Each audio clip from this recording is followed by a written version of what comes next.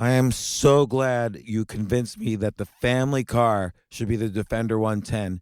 It is so beautiful inside, it's so comfortable, and it just feels indestructible. Yes, it really is. I've been waiting a long time for the new model to come out. The Defender 110, I'm telling you, it's my favorite car of all times. It's my third one. You know, I have stories of going off road. The guy managed the group. He was like, "What are you doing in this beautiful car?" I'm like, "I'm going off road." He's like, "Are you sure? Because you can use one of ours." And then they look like Mad Max cars. I'm like, "No, no, no, no, we're going to do this." And he was shocked. Wow. Well, it's great because the Defender has been reimagined for 21st century adventure, and its unparalleled off-road ability as well as its robust interior are invaluable whether you're headed towards uncharted territory or just a weekend of exploration. The Defender 110 tackles challenging surroundings with absolute confidence. The SUV conveys strength outside and in, featuring peerless technology like an intuitive driver display and an award-winning infotainment system. That's my favorite part, to keep you connected no matter where the journey takes you. Adventure is unique to everyone, and so is the Defender. Choose from the two-door Defender 90, the four-door Defender 110, or the larger Defender 130 with the ability to seat up to 8 passengers. You'll find uncompromising performance in all three. So pack up and go even further with the Defender 110. Learn more at LandRoverUSA.com/Defender. These days, we're all investors, trying to be smart with our money despite our worst impulses. But at iShares, we believe that deep down inside of every investor is a better investor. One that's just waiting to be let out. Explore iShares ETFs and insights and let your best investor out. Visit iShares.com for more information.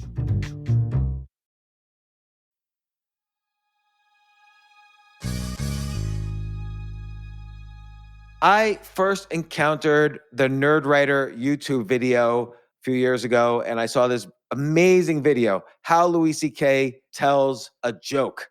It broke down one of Louis C.K.'s iconic jokes almost word by word, and it was so smart and so dead on accurate. And it was only a few minutes long, but it was just fascinating to A, reawaken my joy for this one joke, and B, explain the joke at a very deep level. The Nerdwriter also has videos like how Donald Trump answers a question. How did Darth Vader become so iconic? Every aspect of pop culture. Why did Bob Dylan win a Nobel Prize? Norm Macdonald is a comic genius. Sherlock, how to film thought. On and on. He's done hundreds of videos. And now he has a book with some of the most fascinating essays about pop culture and the way he thinks. The book's called Escape into Meaning, Essays on Superman, Public Benches, and Other Obsessions. And by the way, the Nerdwriter's real name is Evan Puschak. And I don't know what else to say. Check out the Nerdwriter YouTube channel, pre-order Escape into Meaning on Amazon, and listen to him on the podcast right now.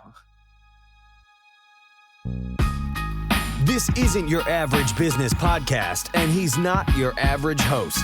This is the James Altucher Show.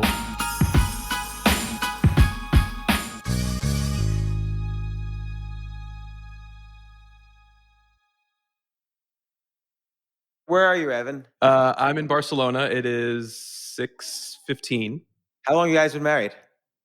Been married since 2019, and we actually came here on our honeymoon.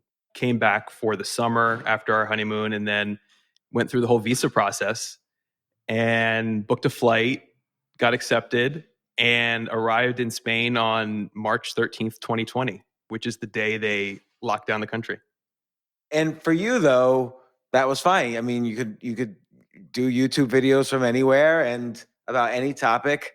I mean, you live kind of the ideal life. You live the life I want to live.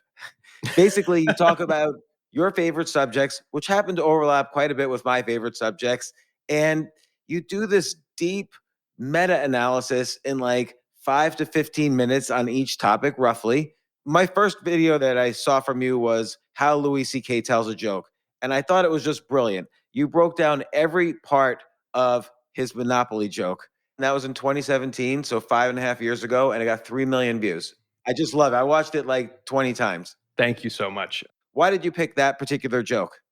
with a lot of these things, I'm trying to find the intersection of something I really like. So that joke I thought was brilliant. And then it's also short enough to cover it in the period that you mentioned, 5 to 15 minutes or around 7-8 minutes. Comedians do similar things with a lot of their material. This one just sort of, it was packaged so nicely and so succinctly that I thought, oh, I can do this in a Nerdwriter video format. Then it was just a matter of going into myself, trying to figure out why it was funny to me, and then going into the language word by word and trying to figure out how is it working on a textual level. So how did that joke feel to you? Because you analyze it very well. And I think for someone who's not a comedian, it really describes the process almost of how Louis C.K. comes up with a joke. I mean, there's additional things, how he's using his voice and his facial expressions and things like that, and how he's performing it, which you don't necessarily get into, but you analyze the language and the text so well. So the joke is how he's playing Monopoly with his kids, and that's a difficult experience for these kids. Like, Monopoly is a dark game. Like, you have to tell your kids, and I'm not doing the joke, I'm just describing it. You have to tell your kids basically, honey, I'm about to take all of your money and all your property, and that doesn't even begin to cover what you owe me. Oh, no, you're not in the game anymore. You're done. It's just me and your sister now. The game is over for you. You're broke. And just the way he does it it's a very funny joke. And then your analysis of it, takes it that extra length of understanding why this is funny, why it's interesting, why it's relevant. Well, one thing that I love about stand-up comedians especially, and I talk about Seinfeld in the book and his stand-up, is that I personally have an obsession with people who can articulate ideas really well in whatever medium they're using. And stand-up comedians are just special because, one, they have to be funny, but even more than that, they have to be intelligible the first time around. And when you read something that you really love, some writer that's really connecting with you, and you feel like it's in your own head, you can reread the paragraph. If you don't get it right away, you can go back and do it. But for a stand-up comedian, they have to get it right the first time around. If you're not following what they're saying, if you're not with them at every step, the joke's just going to fail. Yeah, it has to be super tight. Like, there can't be Yeah. a wasted word. There can't be a wasted facial expression. Like, Yeah. Louis C.K. probably had performed that joke, let's say 500 times, because he practices it over the year and then he does a special. And so that particular joke he'd probably done close to 500 times before he really got it right, good enough for the special. Absolutely. I mean, all these comedians are just sort of A/B testing every word of a joke through all their club sets, through, every performance they do, they're trying to figure it out. And when they get that joke right, it is like this diamond of an idea. And we connect with writers, we connect with other articulators of experience, but comedians connect with a larger section of the population because they have to be understood and everybody's looking for a laugh. And so that's why you get a lot of this sort of philosophy in comedy. It's why people really, really connect to their favorite comedians, because when they're good, they're speaking the same thing that a writer does. They're speaking what's in your head in a lucid way. And that is really powerful. Then add on to that it's a laugh, that it's comedic, and it's a pleasurable experience and an emotional experience. The big emotion of a laugh almost ensures that it's going to stick in your memory, because that's the things that we remember, the emotional things. So comedians are just, powerful isn't the right word, but they do connect with a much larger group of people than writers, I think. Well, think about it. Like, with the Louis C.K. joke you point out, and I don't mean to hone in so much on this. We're going to talk about other topics, of course, but the joke's funny because he's playing his little kid and he's disappointing her so much. And you point out how much he's emphasizing how much he's disappointing her. And so that right away is like almost like a shocking thing. Like it's a truth and there's some shock value to it. But then you go a second layer deeper in your analysis, and what's really dark about the joke, which really relates to a broader group of people than just people who know what monopoly is that he's taking away the homes and property of his daughter. And I've had a home taken away from me. It's a really, in real life, not in a game. Like people could relate to the fear that now his daughter is perhaps experiencing for the first time of property really being taken away from you because of some failure you've had in life.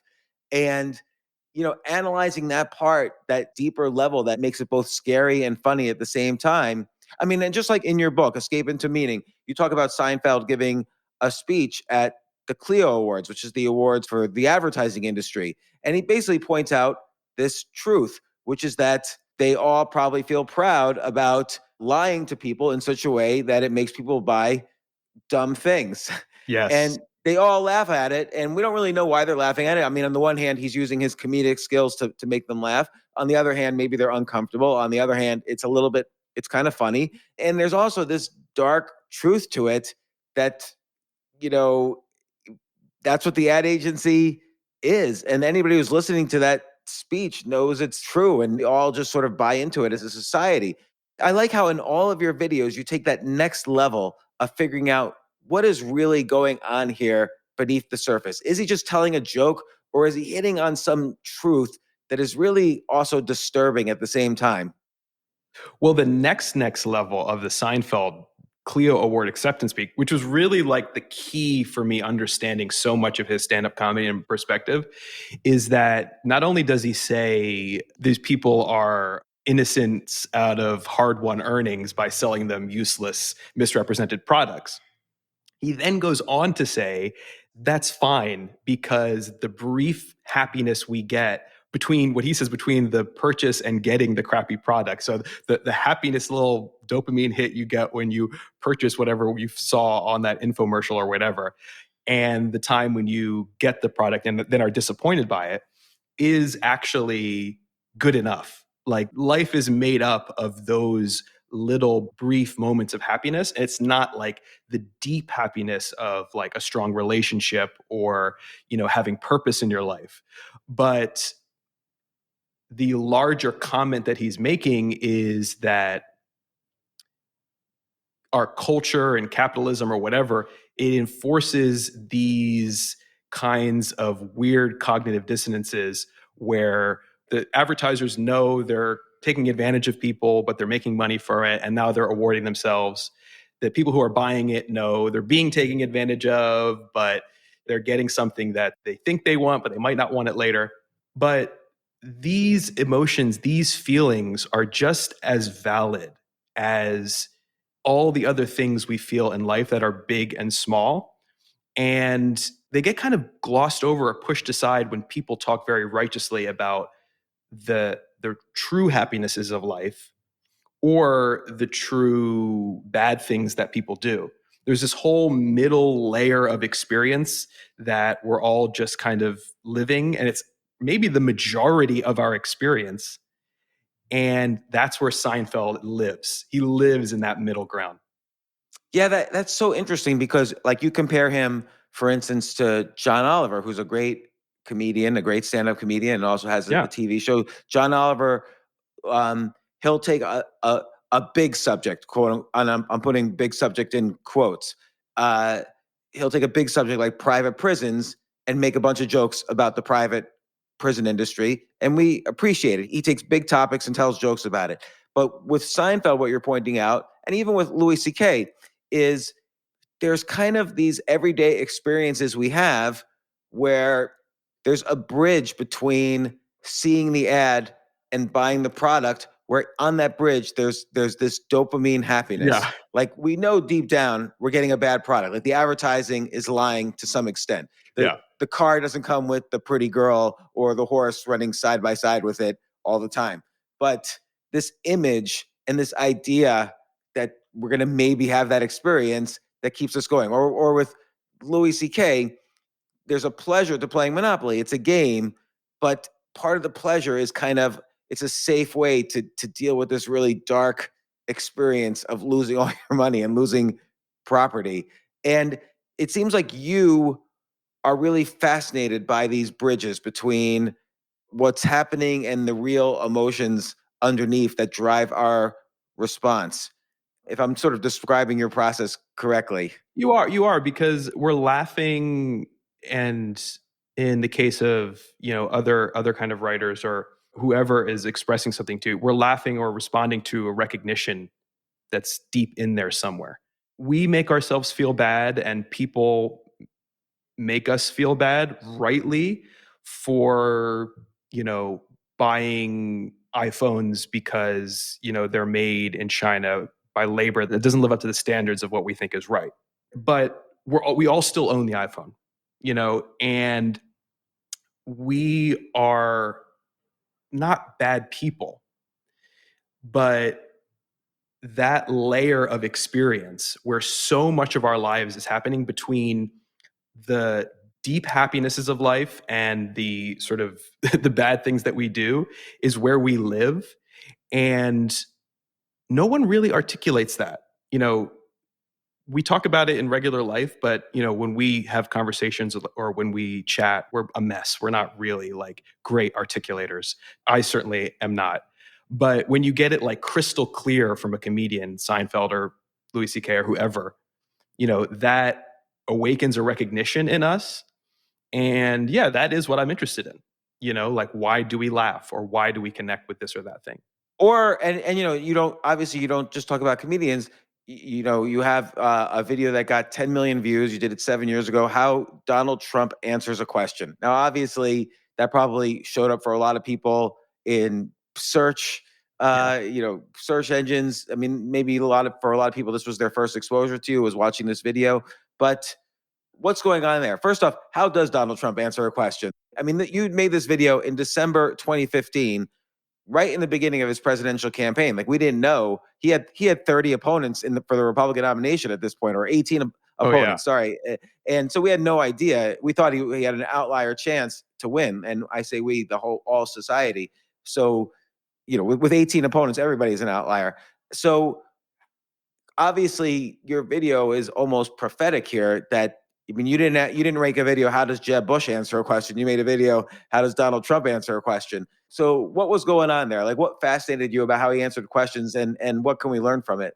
It's funny to think back on that time now. But I was racing to get that video out because I was sure by the time it went live that he would be out, and so I was like, I need to, this is not going to be relevant if I post it a week later or 2 weeks later. So the video was prophetic, but you weren't. No. Yeah. I was, like everybody, I had no clue. But what I did see was that he was connecting with people for some reason. And that he also had this very sort of huckstery way of talking that felt like stream of consciousness. And I was just wondering what is actually going on here at the level of like speech and language construction. And so again, I found that answer that he gave on Jimmy Kimmel, similar to the joke. It was like, it was short enough for me to like look at all of it. And I found a couple things. I found that he used, shorter words that are lower in reading level, so that that more larger group of people can understand them. I found that he was putting the emphasis word at the end of sentences to create a kind of feeling and tone that ran throughout. Let me give examples, because I'll read part of it. So he's talking to Jimmy Kimmel about the problem of immigration. And he says things like, oh, look, we have people coming into our country that are looking to do tremendous harm. So that's to your point. Like, he has the emotional He has harm words at the end of the sentence. Right. And tremendous, like, emphasizes it. Like, it's almost like a child's word, like tremendous. Yeah. Nothing is really tremendous. Which he uses so much. He uses that word so much. Right. Like 9/11 was tremendous, but like whatever he's complaining about here wasn't really that tremendous. But he you're right. He says there is tremendous hatred out there, or he says other people are going to die. We have to get down to the problem, and so on. And so, you're right. I didn't never notice that before. He does put it at the end of a sentence. And it's, I think, really important to point out that I do not believe he understands what he's doing. I think that, and that's been a subject of debate. That's been certainly a subject of debate, and anyone can disagree with that. But I really believe that, how should I put this? I think language kind of happens when we're not really thinking through it. We speak according to rhythms that sort of already exist in the language. And he is just practiced in this kind of, like I say, huckstery kind of speech. And when you listen to him, you can sort of tell that he's maybe 2 words or 3 words, if that, ahead of himself. Like, he doesn't really understand what the next 5 sentences are going to be, but he understands the rhythm of the language he's trying to speak. And so it's like that old thing about a car in the dark. You can't see all the way to your destination, but the headlights can show you 50 feet in front of you, but that's enough to get you all the way there. You know, that's sort of what he's doing. He's like driving in this car at night. He can see 4 or 5 words ahead of him. He understands like the rhythm of this like really Northeast New York huckstery language, and he's just plowing forward. And what's coming out of it are these patterns. I think the patterns are emerging from just the feelings and experience that he's had. I don't attribute any greater sort of manipulation, at least on a language level, to Donald Trump. But also, you point out something really important, which is, and I've written about this before. Well, the Fleischer-Kincaid score, the FK score, which takes a piece of text and tells you what grade level this text was written at. And you point out that if you take the text of his answers to Jimmy Kimmel, it's at a 4th grade reading level. And if you take a Bernie Sanders response, it's at like a 10th grade reading level. Yeah. And the interesting thing is, this doesn't mean people are stupid and you have to talk down to their level. This is like a fundamental fact about writing. Like Old Man and the Sea, which is the book that arguably won Ernest Hemingway the Nobel Prize, is written at a 5th grade level. Like, great books are always written at somewhere between a 4th and 6th grade level, no matter, what the audience is. And, usually poorly written books or like academic papers, for instance, are written at a much higher level. And it's very useful to understand what the FK score is and essentially dumb down your writing to make it more receptive to people. Like, use more 1-syllable words, don't use fancy words. And so he does a lot of that. And you also point out he says these things like tremendous harm, regardless of what the facts are, because people have a tendency to believe what they hear. It's just a normal part of the brain. It's a survival method. So people don't assume he's lying. Maybe he doesn't think he's lying, but he plays with the truth by exaggerating a lot of things. Well, he has one gift in terms of language, which is that he's really good at not doing what I'm doing right now, which is, stuttering or getting tripped up on himself. Like, he's got this ability to just continue forward like a train, saying words that make sentences that might not be grammatically correct, but it doesn't feel like he's unsure of what he's saying. It gives you a sense of confidence. And so when you partner what you were saying, like people believe what they hear just naturally as like an evolutionary thing, with the fact that he's giving all the signals of somebody who's confident, which is not like tripping up, stuttering, all these things that a lot of people do, that I do all the time. It makes for a potent combination. Like, a lot of these things make for a potent combination. And clearly he had success with it. I don't attribute all his success to that. But if he wasn't able to do those specific types of things with language, there's no way he would have made it as far as he did. And again, this is not political. We would, I would love to answer questions like Donald Trump because he's so persuasive. People listen to him. He stands out. It's a valuable skill that he has, and clearly he's used it to great success. Again, this is not a political statement. It's interesting to analyze these things.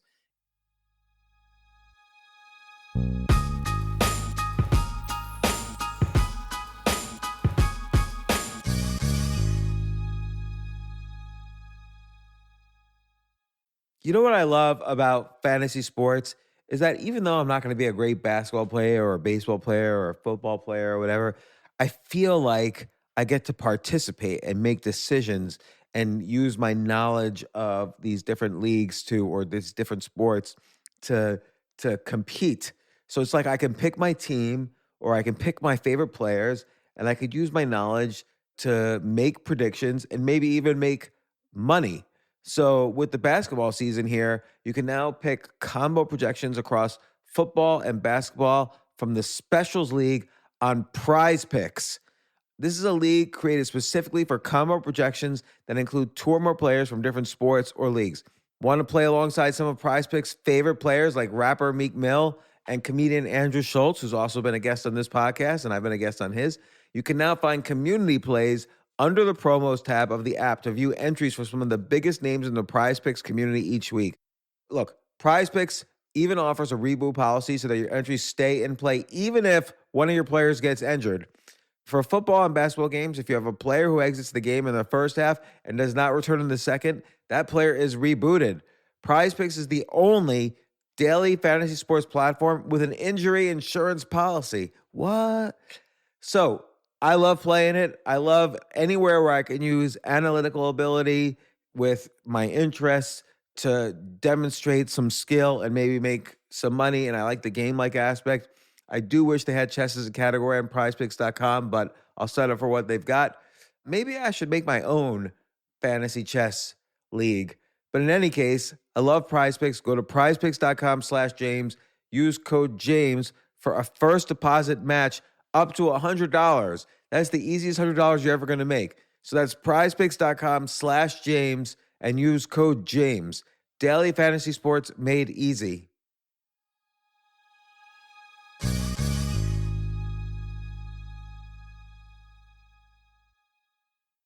The future of learning is definitely online. Like, it's such BS that you have to spend $200,000 or take $200,000 in loans and go to some fancy school when it's useless. It doesn't guarantee you a job. Most employers, including me, do not care about degrees or grades or anything like that. We want to care that you love what you're doing, that you know what you're doing, in some cases that you have experience or that you're willing to learn. But people in general love learning and are curious. Like, the key to success is curiosity. And I think masterclass.com is the perfect model for online learning. I'm really happy they're sponsoring this episode. If you're going to give a gift, give the gift of learning. Masterclass makes a meaningful gift this season for you and anyone on your list, because both of you can learn from the best to become your best, from leadership to effective communication to cooking. Let me tell you some of the classes I've taken. I've taken comedy from Steve Martin. I mean, can you believe I can take a class from Steve Martin on comedy, or Judd Apatow, my favorite comedy director? I could take an actual class from him on writing. Wolfgang Puck on cooking. Dan Brown on writing, or Judy Bloom, who's been on this podcast, on writing. By the way, Wolfgang Puck also has been on this podcast. It's such a pleasure. I try to take classes all the time from masterclass.com. And whether you're watching Masterclass on TV or listening in audio mode in the app or on their site, the quality speaks for itself. It's like these Masterclass instructors are your own personal mentors that are going to help you reach the next level. How much would it cost to take one-on-one classes on comedy from Steve Martin or on chess from Gary Kasparov? You just wouldn't be able to do it. But it would cost hundreds of thousands of dollars. With a Masterclass annual membership, it's $10 a month. Memberships start at $120 a year for unlimited access to one-on-one classes with all 180 plus Masterclass instructors. So it's not just $120 for one instructor. You get all 180 plus Masterclass instructors. Boost your confidence and find practical takeaways you can apply to your life and at work. And if you own a business or are a team leader, use Masterclass to empower and create future-ready employees and leaders. That's the real education in today's world.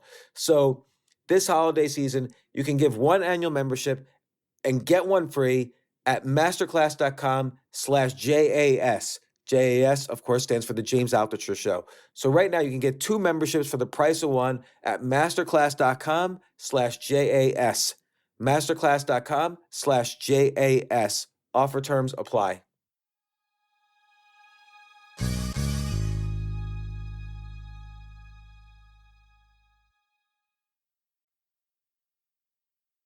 you've built an entire career out of taking these almost pop culture moments, and Donald Trump is pop culture. Louis C.K. obviously is pop culture.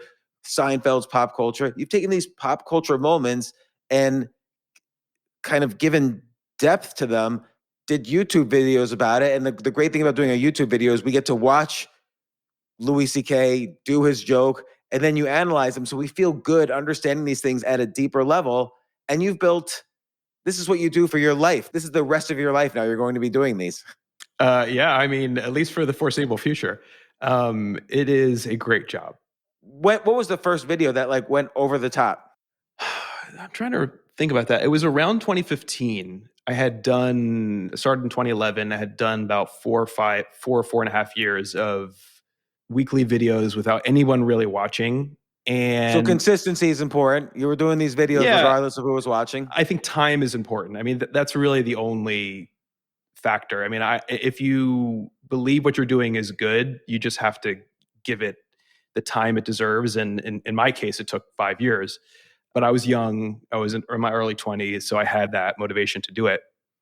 I think it was probably around the time when I started doing videos on movies more that the show started to take off. And it's what you were just saying, which is the thing that clicked in my head was that I read a lot of film criticism and a lot of it's amazing.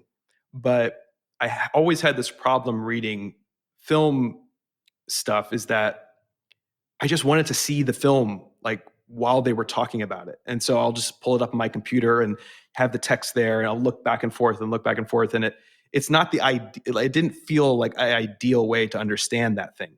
And so I had seen a video from another YouTuber called Chris Stuckman where he was sort of picking apart an old Denis Villeneuve movie called Enemy.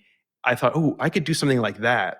And as soon as I analyzed a movie in a visual medium, it all sort of clicked a little bit for me where I was like, wow, this is much more immersive, engaging, and immediate, like you were saying, than written criticism of film. So maybe there is something to this, like analyzing visual media in a visual medium. Then I started looking at paintings. And it was the same type of thing. I could manipulate a painting, go into it, isolate a part of it, isolate a certain color. And then all of a sudden it's like this way more immersive experience with the work of art than if you were just reading a book about Da Vinci or whoever. And those things can be great, but this just had an immediacy that I felt was really vital and interesting. And I think that's really when people started to pick up on the show and start sharing it. And then it started growing from there. Do you ever have any rights issues? Like when you have a scene from Star Wars or a scene from Spider-Man or Louis C.K., is there ever any rights issues? Because you're showing the video that someone paid for. Yeah, I mean, well, there were issues for sure, but especially at the beginning, there were lots of issues. I mean, all the things that I do on the show fall under copyright fair use, and I am careful to make sure that's the case.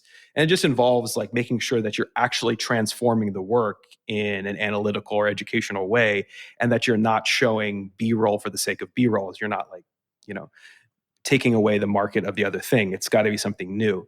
But in the early days when I was doing this, YouTube was not great at identifying or solving that issue. And so I would get a lot of content ID from YouTube or DMCA requests, and it was not unique to me.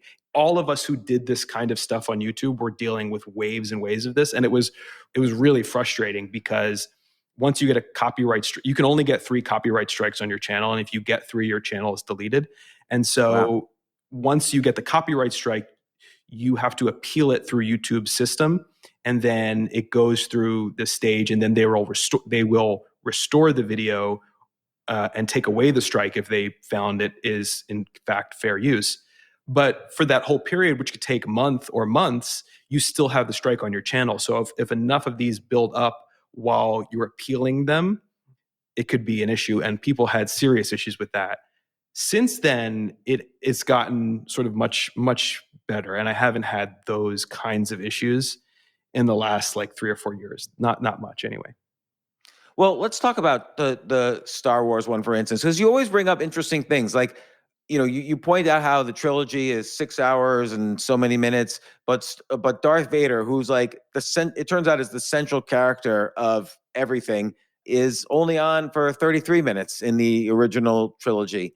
That was just another case of wanting to understand the cultural impact of Darth Vader being so huge, and then actually looking at the seconds he's on screen.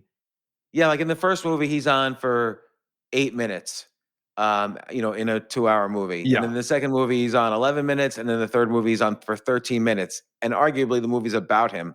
Yeah, yeah, and so it is a matter of how they emphasize him, how they light him, how the story references him while he's not on screen. That gives him his power, and the little amount of time actually works in the favor of him becoming iconic because it's not really getting to know him deeply, which I think was probably an issue that the prequels had, is that it was all about Anakin Skywalker and Darth Vader, and then the character becomes more human but less iconic.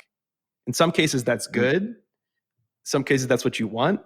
In the case of Darth Vader, this like larger than life villain, I think it probably took away from the impact he had on audiences. That video is an example of something I do in a lot of the videos, which is that I just want to know, why is this the case? You said that I have a great career.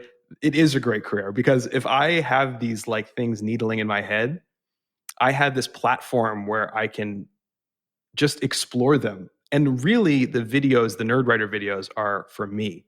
When I start the video, it's not like I know why Darth Vader is impactful, or I know why this joke is so good, or I know why Donald Trump answers a question. I just have a question in my head, and then the way I work out things is through stories and through expressing it, in the case of the book and writing, but in the Nerdwriter and videos. And by the end, it's like I've taught myself this thing, and I'm just going to put it online to see if anyone else is interested in going on that journey with me. And by the way, it's not easy. Like I've done a little bit like what you've done, but I've done it with writing. So I've written essays or articles about, for instance, how Eminem in the movie 8 Mile uses kind of the elements of persuasion when doing the final rap battle. Or I've written about the infamous Coke commercial, I'd like to buy the world of Coke. So I've done a lot of my own pop culture stuff, but in writing.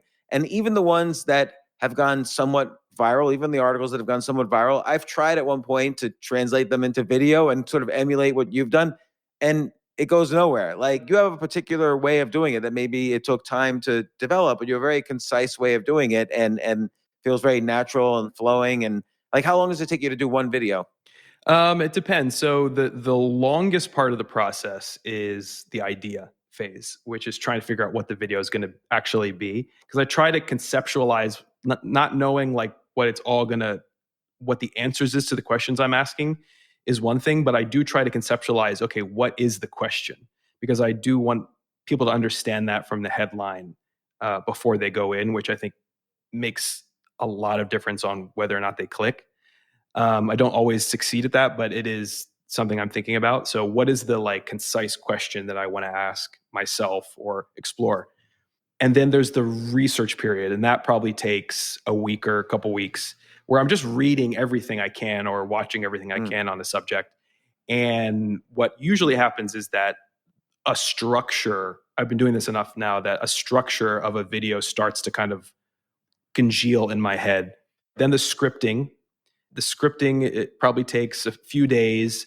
The editing takes another few days, but the editing is those are like 12-hour days. That is just a lot of very minute work that goes in with the voiceover part of it, which I'm obsessive about and take way too much time on the voiceover. It is probably not worth it, but I'm a perfectionist in that.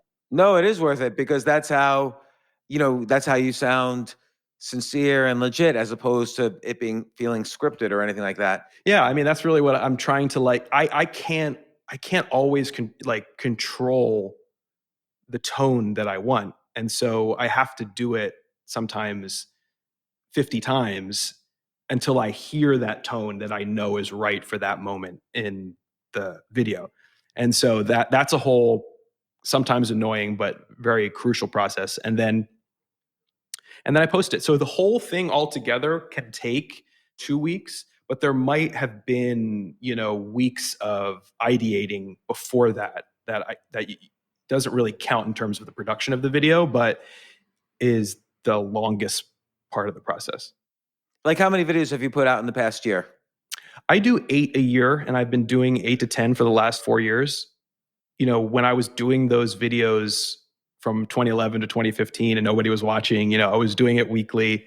And then after people started paying attention, I continued to do it weekly, but that I was upping the production quality, because that's, like you're saying, it for me, it is an iterative process, which is the beauty of YouTube, is that it doesn't have to be perfect. And so you can always fix your mistakes next time. It's hard to feel that way now, but in the beginning it did. Now I feel like a little more responsibility to be perfect every time, which is not the right way to think, but I don't really know how to get out of that mindset now. Then I found that I had hit a maximum of production quality that I could achieve in a week. And so that just started a process of reducing the number of videos. And adding to that, I've just been lucky that, the show has been successful for the last few years. And so I don't have to do as many videos to make a living for myself. So I do. Right, because the backlog is still generating views. Yeah. Like every month, how many views come from videos that are older than a year? Percentage-wise. I have no idea. I haven't looked at analytics in like 5 years. You just get a check every month and it's all good. Yeah. That's another privilege of being a little bit established is, you don't really have, I probably should, but I'm just one of those people who just wants to make the next thing. And I never really look at that. It's funny that Donald Trump one is actually probably your most popular one with 10 million views. It is. That's interesting. And so, well, some of these videos I haven't seen. So let me just ask you, how did Humphrey Bogart become a legend? Bogart is fascinating. And I love making that video because I watched basically almost every Humphrey Bogart movie, or at least parts of them. And in the 40s, he was not getting cast as a lead in anything. And he must have done 30 or 40 movies.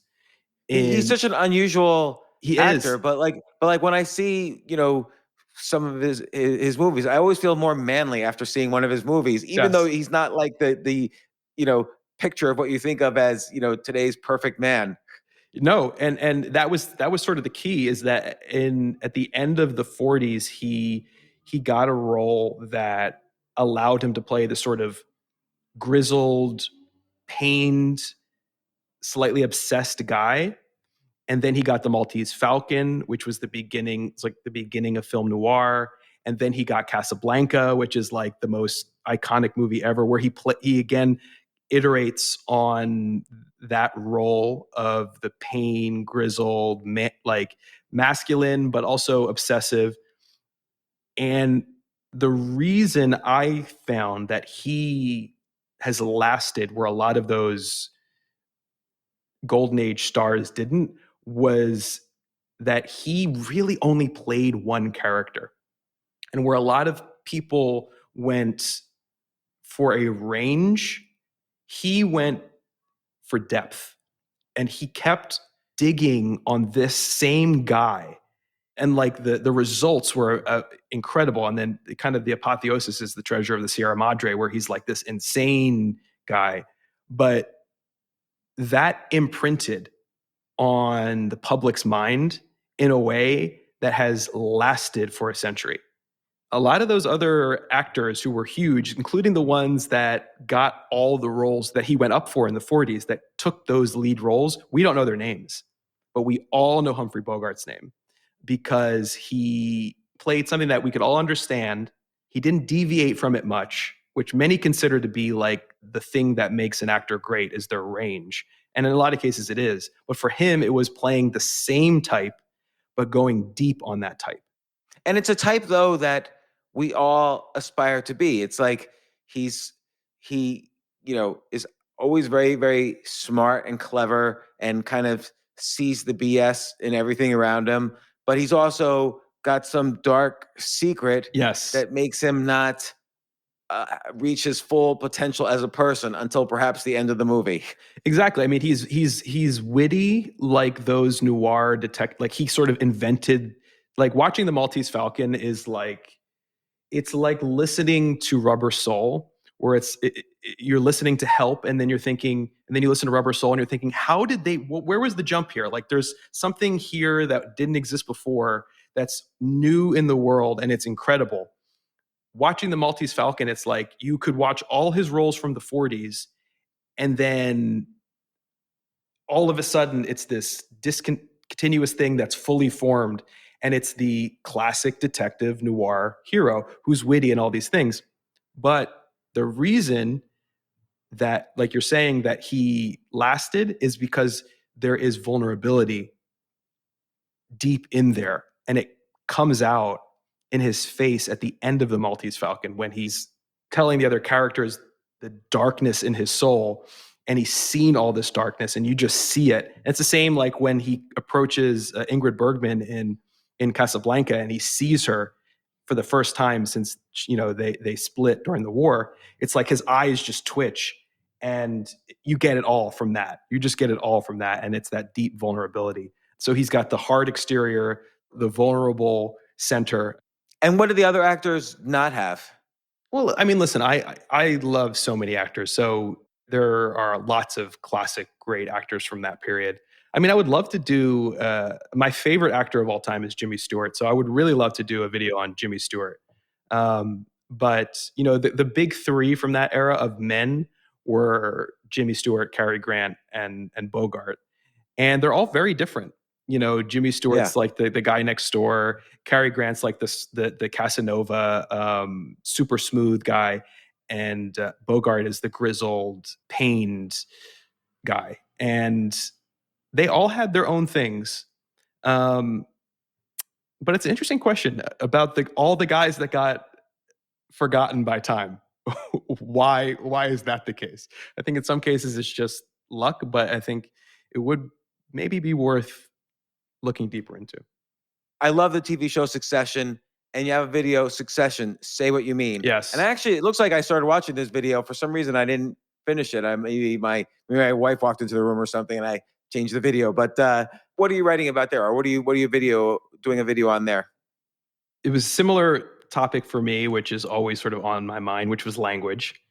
And anybody who watches Succession knows that it's like poetic insults in the most hilarious way, and so I started the writing and researching, thinking, oh, I'm gonna do something on the insults or the comedy of it.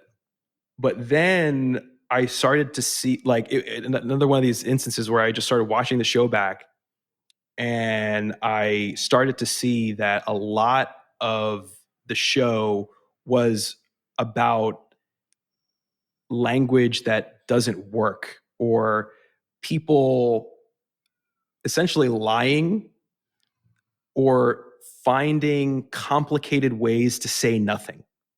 That was really the key. There was the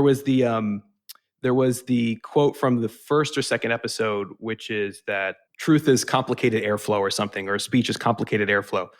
And what is the key to that show is the trauma that the children feel. Right, because they don't know. There's like a mystery, which is who's going to succeed. Yeah, the father, and he just wraps it all around in mystery, and like you say, he doesn't really say anything. No, he's essentially abused and traumatized them by never being sincere with them, and it brings together the kind of business speak, the jargony business speak that means nothing, that we're all familiar with, with a much more insidious form of nothing speech that the dad practices on the children to keep them on the line, but to never really commit to anything sincerely. And they are just living in a state of pure confusion, not knowing what the dad actually feels about them, which is a really difficult place for a child to be, even a grown-up child. And then they do that themselves onto their loved ones. And so right, and onto each other. Yeah, onto each other. It is a generational thing that has been infected on the family. And I'm sure higher up in the family too, like the grandfather, I'm sure was like that to Logan Roy. But that was a really interesting thread that I saw in the show. And there, like, for example, I talk about gaslighting. What gaslighting essentially is like presenting a meaning to somebody and then ripping that meaning away from them and not giving them the chance or letting them understand what is real. And so you start to question what reality is. And there are all these examples of gaslighting in the show. It's just another example of complicatedly saying nothing. Yeah. And everybody's swimming in it.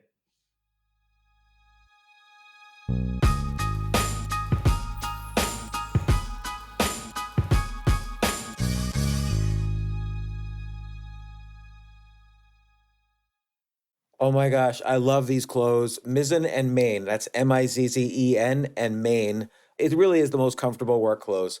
Travel clothes. I had to travel this whole week. I'm traveling for a week and a half, and I just took Mizzen and Main clothes with me. Close out 2023 in style with comfortable, breathable, packable, and machine washable pieces from Mizzen and Main. As you wrap up your year-end goals, enjoy a Mizzen and Main dress shirt that you can wear confidently. I like that they've very, very just nice, solid colors. I don't really like to get all fancy in patterns and everything, although they do have some pattern shirts, but very comfortable clothes, stretchable pants. It's just super comfortable, but they look professional, and you can wear them casually or professionally. I like some of their flannel shirts or untuck shirts. I love untuck. I never tuck in. So again, whether you're shopping for a special someone or giving yourself the gift you really want, I just buy myself gifts. Mizzen and Main is the perfect gift for any guy who works, travels, and or cares about looking and feeling great. As you could tell by my many photos across the internet, I care about looking fantastic. I'm practically a model. And let's be honest, every guy loves to look great. So again, shop now at mizzenandmain.com and save 20% when you spend $130 or more using promo code James. That's promo code James at Mizzen and Main, Mizzen and Main.com.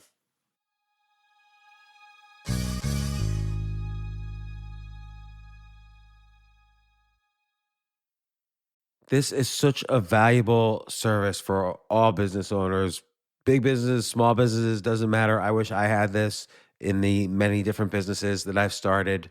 Sometimes it seems like your business is humming, but then suddenly you don't understand it. You're starting to fall behind. You're not understanding where your costs are, where your revenues are, where your payments are.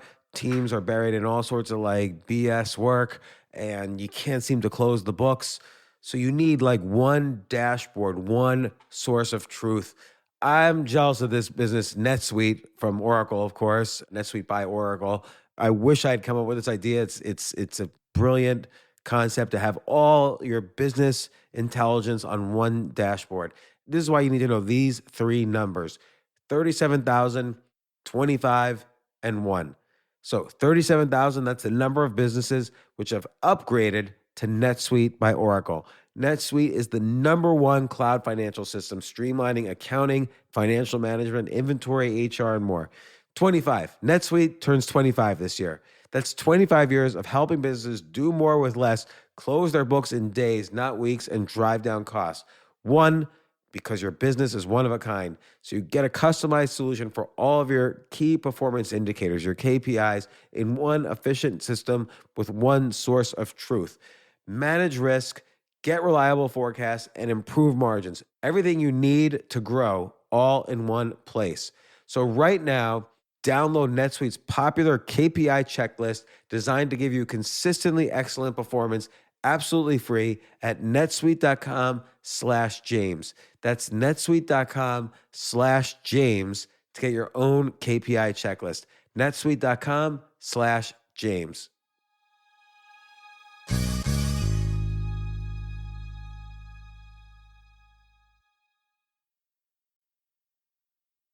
It's interesting how in a lot of these videos and in your book as well, Escape into Meaning, how you always find like this underlying, we're all just enjoying the show or enjoying the story, but there's this underlying sub communication that you basically start to interpret in these videos or these essays. Like, just a very simple example, when you write about Superman in the book, you talk about something which has been written before, how Clark Kent is not the real person and then he's secretly Superman. Superman's the real, that's who he is. He's Superman. That's what Bill says in Kill Bill. That is the critique that I'm arguing against in the essay. So the essay is called Superman is Clark Kent. And I'm such a nerd about Superman, but I basically make the argument that the core of the character and the dichotomy between Superman and Clark Kent is Clark.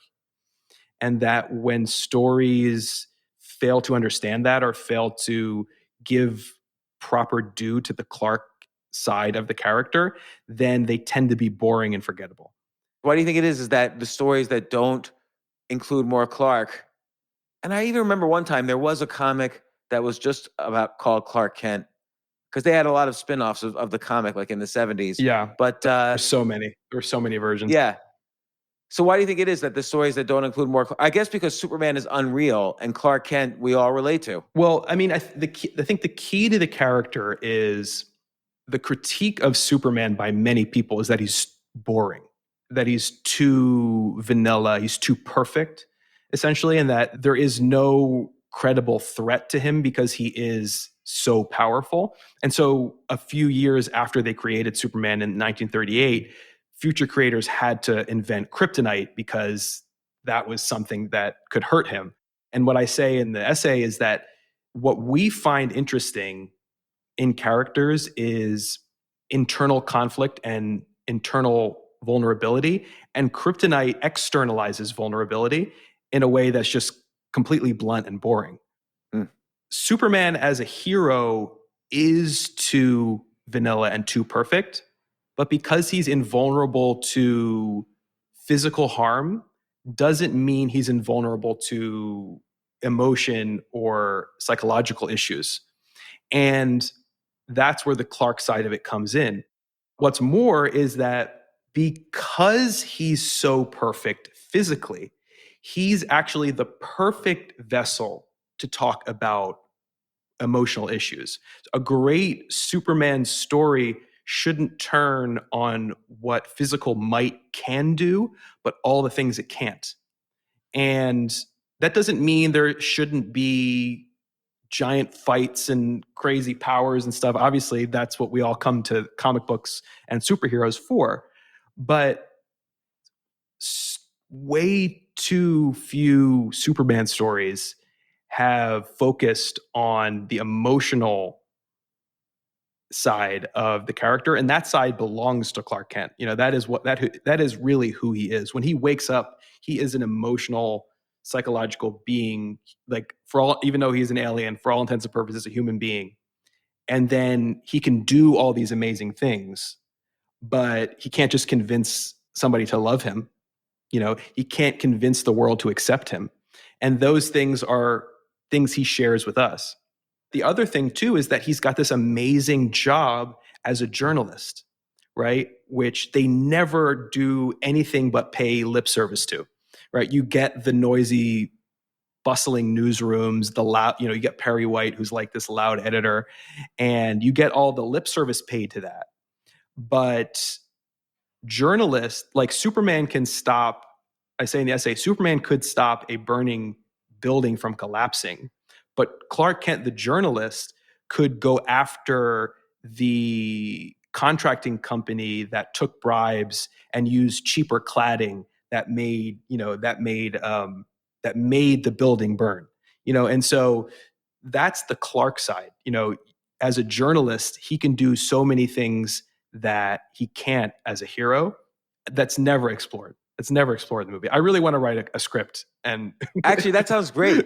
You should do like a TV series, Clark Kent, journalist. Well, I mean, basically, they say in the book that the thing that really got me interested in Superman was Smallville, the show. Right, which was I actually thought that was a great show because he was like in love with Lois and Lana and, these different people. And he did have trouble emotionally dealing with the fact that, he had to pretend to be weaker. And so they wouldn't like him as much. Yes. And he was also just discovering his powers. He was discovering who he was. He didn't really know who he was. That was the Superman. That is the Superman text that spent the most time on Clark Kent ever. Just because it ran so long, it had all that time to do it, and it focused on, like I say in the book, it wasn't a perfect show by any means. There was a funny quote from Jeopardy. There was a Jeopardy clue, which was this WB show is basically Dawson's Creek with superpowers, which it really was. I mean, it was like a paint by numbers teen drama in a lot of ways.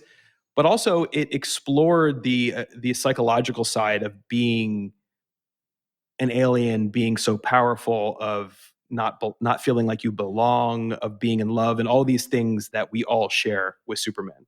The Lois and Clark TV show from the 90s did a similar thing. It wasn't a great show, but it explored the relationships in ways that the recent Superman movies really haven't.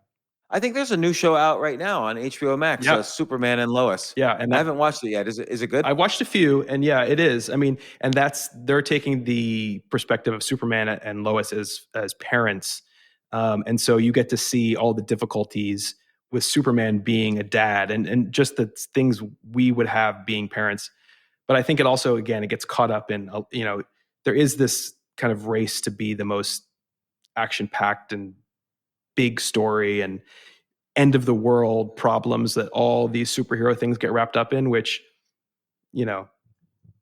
takes a little bit away from it, but what can you do? It's superheroes. Yeah, exactly. So the final video that I want to discuss, I wonder if you remember it, is why is Norm Macdonald a comic genius? And the reason I love this video is I love Norm Macdonald. I think he is a comic genius, and yet I can't figure out why. Because it's almost his funniest jokes are his worst jokes. The jokes that aren't really structured like, modern stand-up comedy jokes. But he's just funny the way he's like clearly a smart guy, and he's almost playing a character when you see him on TV, before he passed away recently. But why do you think he's a comic genius? First of all, rest in peace. We miss him. Yeah. He just has, when I talk about like being obsessed with articulation, a lot of that is language, and Norm is obviously a genius with language in terms of economical use and word choice and stuff like that. But when it comes to performers specifically, they have to give off they have to give off a feeling, and they have to give off a tone as well, because you're watching them do it, and a character. And the stand-up Norm is a character of Norm. I obviously didn't know him, but the stage version of Norm brings you to this place, and like you say, like you can't quite put your finger on what is working here, but there is work going on behind the scenes to create that feeling. And then he layers over top of that these what I like to call like accumulative jokes, right? So he's telling a long story. Sometimes he'll say a throwaway joke, but keep coming back to it. And the first time you hear it, it's not like laugh out loud funny. But by the end of a set, or the end of a 15-minute story in which he's referenced it like 5 or 6 times, it accumulates in your mind into a level of almost like hysteria.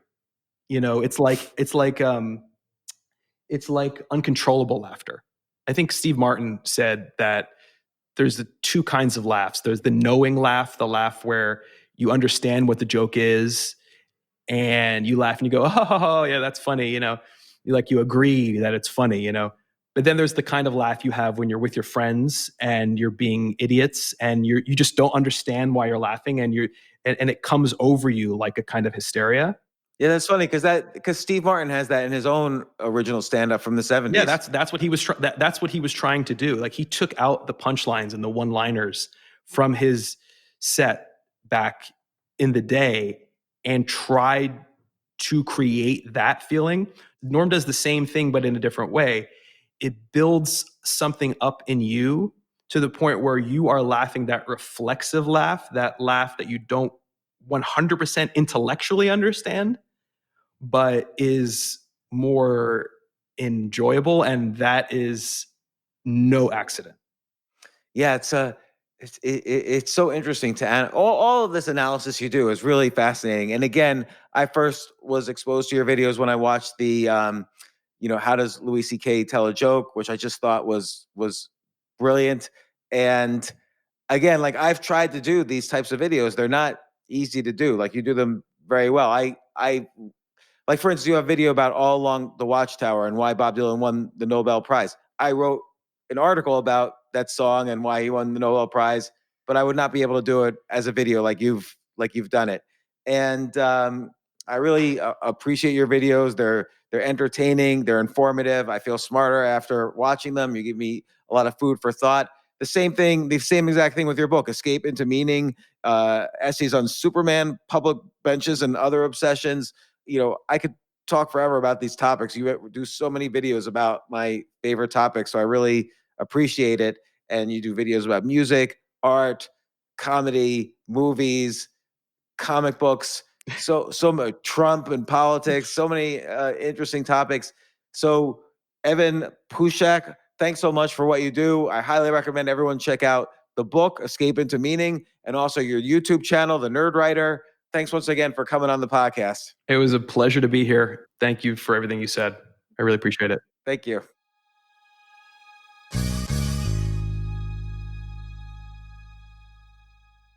If you like this podcast, please, I am begging you, subscribe to this podcast. I'm going to use some of Trump's techniques that we just talked about. This is a tremendous podcast. People have stopped me in the street and said, this is terrific. You have the best podcast they've ever seen. Oh, that I didn't quite end on superlative. But anyway, it would be tremendous if you subscribe to this podcast. Thank you.